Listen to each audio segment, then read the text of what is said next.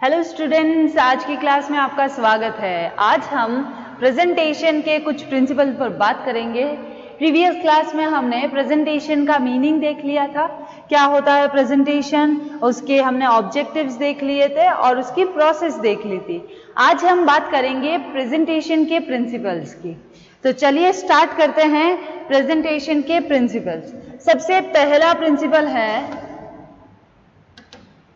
अलग pen use करते हैं, थोड़ा सा हाईलाइटेड दिखेगा, पढ़ने में मजा आएगा आप लोगों को।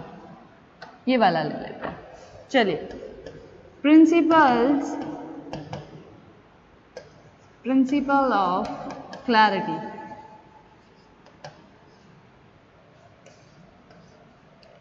यानी स्पष्टता का सिद्धांत। स्पष्टता का सिद्धांत। In an oral presentation, the meaning of words and the language should be clear. यानी कि देखिए यहाँ पर हम डिटेल भी आपको बता रहे हैं। In oral presentation,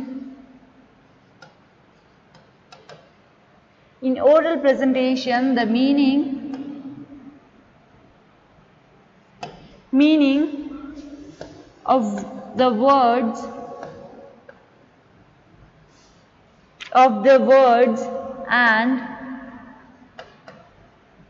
language should be clear.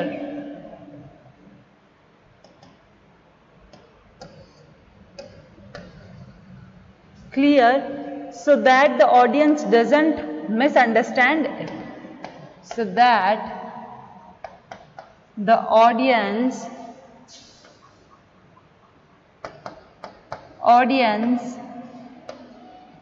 does not misunderstand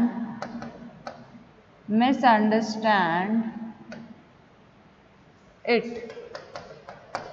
ठीक है, यानी कि प्रस्तुतिकरण में भाषा और अर्थ की स्पष्टता होनी चाहिए ताकि श्रोतागण उसका वही अर्थ लगाए जो प्रस्तुतकर्ता ने सोचा है। यानी ज्यादा डिफिकल्ट लैंग्वेज यूज नहीं करनी है, ज्यादा डिफिकल्ट मीनिंग वाले वर्ड्स यूज नहीं करने हैं, ताकि हमारा जो मैसेज है, हमारा जो कम्युनिकेशन है, हम जो कहना चाहते हैं, एक स्पीकर जो मैसेज भेजना चाहता है वो क्या रहे, क्लियर रहे। क्लियर है यहाँ तक? ये था हमारा सबसे पहला प्रिंसिपल ऑफ क्लैरिटी। चलिए अब हम नेक्स्ट की बात करते हैं। नेक्स्ट है हमारा प्रिंसिपल ऑफ सिंप्लिसिटी। सेकेंड है हमारा प्रिंसिपल ऑफ सिंप्लिसिटी।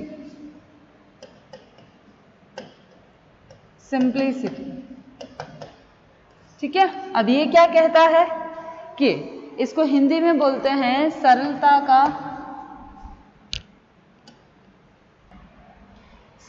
का सिद्धांत। चलिए अब हम इसके बारे में बात कर लेते हैं। एक बात आपको नाम से ही पता चल गई होगी कि मैसेज जितना सिंपल होगा, जितना उसमें सिंप्लिसिटी होगा, वो मैसेज हमेशा जल्दी अंडरस्टैंड कर पाएंगे ऑडियंस और जल्द से जल्द उसको समझ आ जाएगा। The presentation should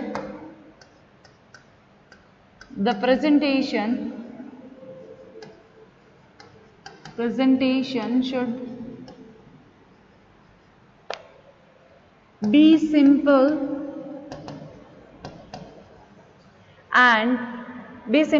so that every type of audience, किसी भी प्रकार की ऑडियंस हो वो समझ सकती है। Every type of audience find it easy to understand। ठीक है, वो आसानी से समझ सकती है। यहां तक समझ आया सेकेंड वाला भी। अब हम बात करते हैं थर्ड पर। थर्ड की बात करते हैं। थर्ड प्रिंसिपल है हमारा principle of source of information. Principle of source of information.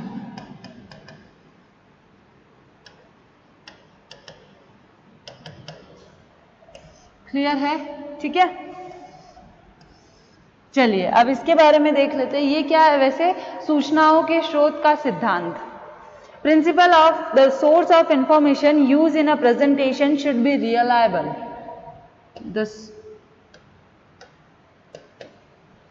The source of information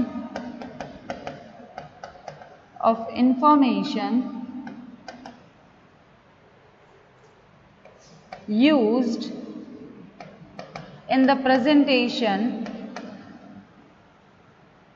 in the presentation should be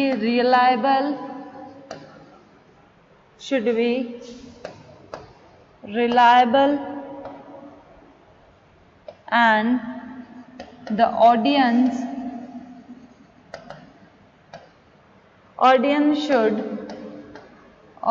should be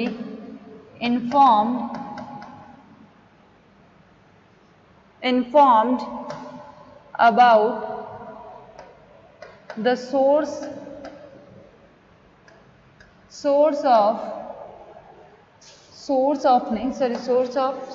to कहाँ से लाई है?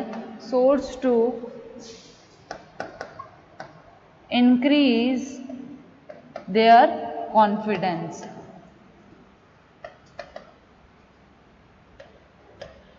The source of information used in a presentation should be reliable and the audience should be informed about the source to increase their confidence.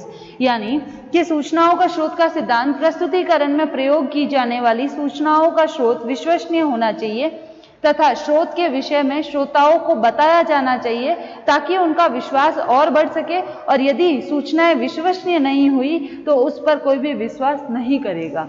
Clear है? ये principal ज्यादा important है क्योंकि इसमें जो फैक्ट्स होते हैं वो सारे इसी में आते हैं, जो सोर्स होते हैं वो। क्लियर है यहां तक? अब हम बात करते हैं, आगे बात करते हैं हमारा फोर्थ हमारा प्रिंसिपल कौन सा है? The principle of adequacy.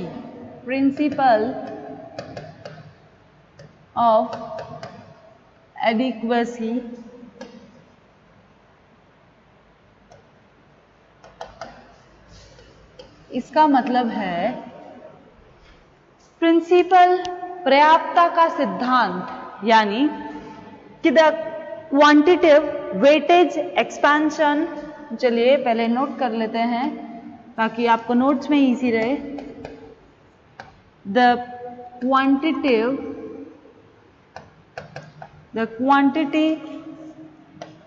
Weightage expansion and the subject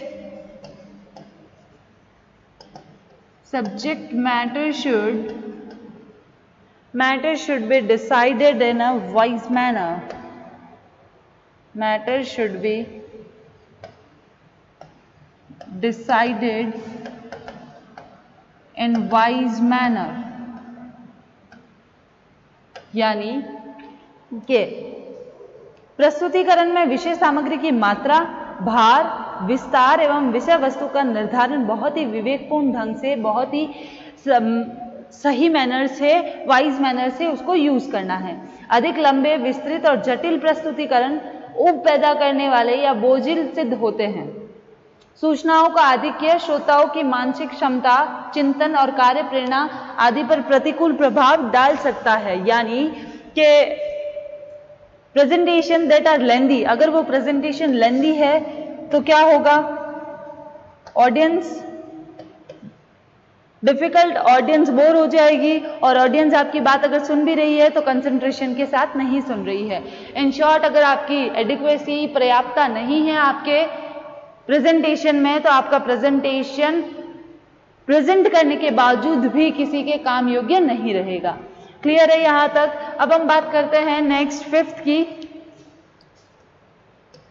fifth है हमारा प्रिंसिपल ऑफ कंसिस्टेंसी, यानी संगतता का सिद्धांत। Principle of consistency. ठीक है, अब ये क्या होता है, the figure and information use in presentation should be not be in a conflict with the policy, objective and programme of the institution. यानी कि प्रस्तुतिकरण में प्रयोग किए जाने वाले जो भी डेटा, जो भी इंफॉर्मेशन है, वो फर्म की जो भी पॉलिसीज या ऑब्जेक्टिव है उनके विरोध में नहीं होने चाहिए। The figures and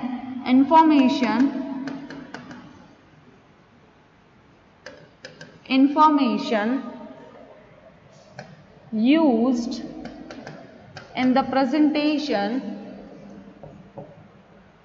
in the presentation should not be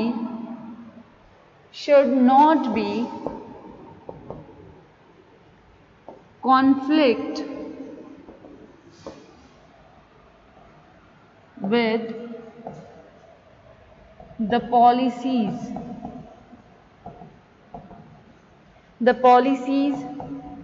objectives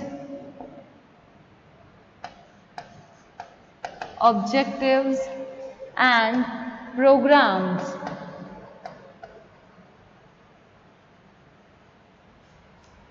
of the institute। Institute के क्या नहीं होने चाहिए, कॉन्फ्लिक्ट में नहीं होने चाहिए, जो भी हमारे डेटाज है, जो भी हमारे इंफॉर्मेशन है वो सारी। तो ये होती है आपकी संगतता का सिद्धांत, कंसिस्टेंसी का प्रिंसिपल। अब हम नेक्स्ट बात करते हैं principle of time. Principle of time,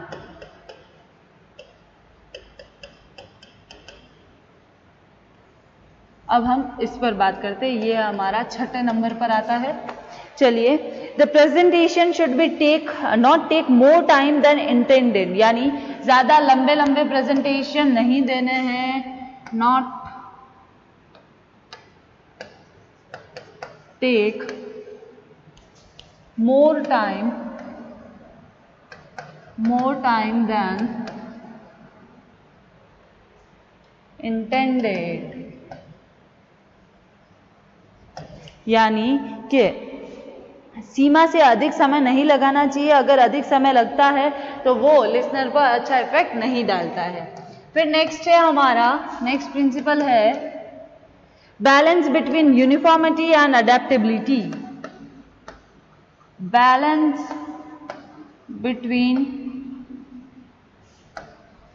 uniformity and adaptability.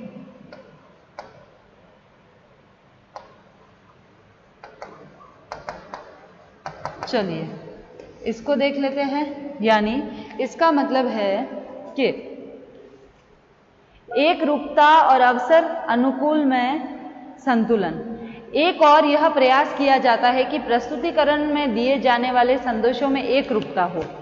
हम क्या कहते हैं कि on the one hand uniformity message is a presentation should be attempt और another हमारी यूनिफॉर्मिटी भी होनी चाहिए, अटेम्प्ट है, ठीक है। उसके बाद हम क्या करते हैं, अपनी अडेप्टेबिलिटी जो है, adaptability and on the other due importance should be given to the change and today's fast business. In other words, one should try to strike a balance between uniformity and changeability or adaptability of the words. यानी कि दूसरी ओर आज के गतिशील व्यवसाय में परिवर्तनों को उपयुक्त महत्व देना चाहिए। इन अदर वर्ड्स, एक रूपता और परिवर्तन योग्यता और अवसर अनुकूलता में उचित संतुलन बनाए रखना जरूरी है। यूनिफॉर्मिटी और अडेप्टेबिलिटी यानी चेंजेस के साथ इनको क्या करना है, संतुलन, बैलेंस बनाए रखना है। फिर नेक्स्ट आता है, नेक्स्ट बात करेंगे हम हमारे 8 प्रिंसिपल की, 8वें प्रिंसिपल की। वो हमको क्या कहता है, principle of audience analysis. Previous classes में हमने ऑडियंस एनालिसिस पढ़ा है। प्रिंसिपल ऑफ ऑडियंस एनालिसिस पढ़ा है आप लोगों ने। नहीं पढ़ा है तो पहले प्रीवियस क्लास के लेक्चर में जाकर वीडियो में देखिए, उसके बाद ये प्रिंसिपल ऑफ एनालिसिस देखिए। Principle of analysis: to develop a mutual understanding with the audience and to remove the unnecessary difficulties of meaning, the presenter should keep in mind the age, education, ability, knowledge and organizational position in the audience। यानी प्रस्तुतिकरण के समय प्रस्तुतकर्ता को श्रोता की आयु, शिक्षा, योग्यता, ज्ञान और संगठनात्मक स्थिति को ध्यान में रखना चाहिए। किन किन चीजों को एक लिसनर ध्यान में रखना चाहिए लिसनर की? सबसे पहले एज, देन उसकी एजुकेशन, उसने कहाँ तक पढ़ाई की है, देन उसकी एबिलिटी, उसकी क्षमता कितनी है, देन उसकी नॉलेज कहाँ तक रखता है वो, इस तरह की सारी चीजें, या फिर आपकी एक ऑर्गेनाइजेशनल पोजीशन कैसी है, उनको ध्यान में रखकर क्या किया जाता है, एनालाइज किया जाता है, ताकि आपको कभी भी फ्यूचर में उनकी हैबिट्स, उनके एज, उनकी एजुकेशन, उनकी एबिलिटी के लिए उनको एनालाइज करना है कि इस तरह की हमारी ऑडियंस हो सकती है और इन तरह के ऑडियंस को हम ये इंफॉर्मेशन दे सकते हैं। चलिए फिर नेक्स्ट देखते हैं, नेक्स्ट प्रिंसिपल हमारा, नेक्स्ट बात करते हैं हम नाइन्थ की। नाइन्थ है हमारा principle of emotional appeal. Principle of emotional appeal. अब ये क्या है, इसके बारे में बात करते हैं। यानी कि भावनात्मक अपील का सिद्धांत। कभी कभी कुछ विशिष्ट प्रकार के प्रस्तुतिकरण में तार्किकता और बौद्धिकता ही पर्याप्त नहीं होती है, वरन उनमें भावनात्मकता का प्रभाव भी प्रकट होना चाहिए, तभी श्रोताओं की सकारात्मक प्रतिक्रिया प्राप्त की जा सकती है।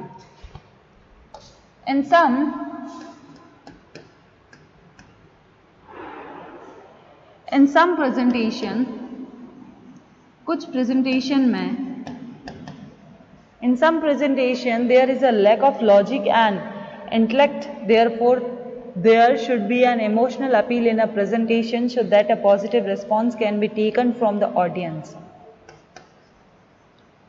There is a lack of logic and intellect, therefore there should be an emotional appeal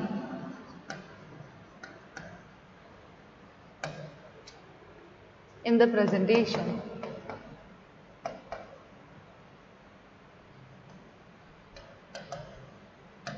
clear है यहाँ तक? so that a positive response can be taken from the audiences. ये था हमारा प्रिंसिपल ऑफ इमोशनल अपील्स। अब हम next देख लेते हैं। नेक्स्ट है हमारा principle of consultation.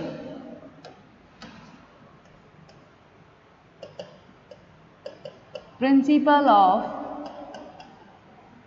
Consultation.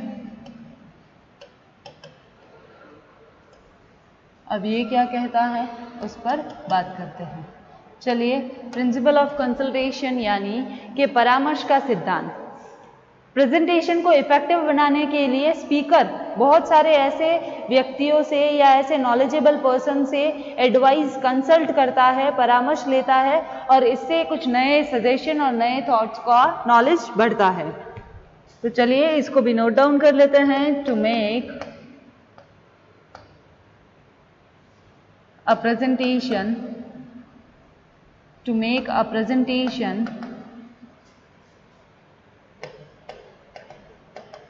effective, the presenter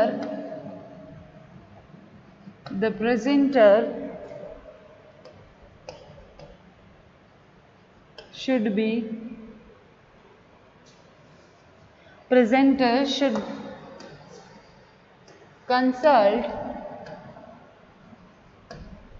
consult all the related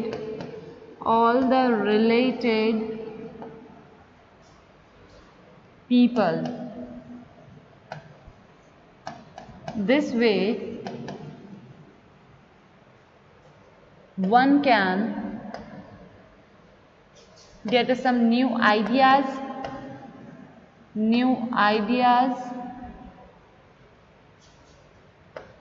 and advice and ideas.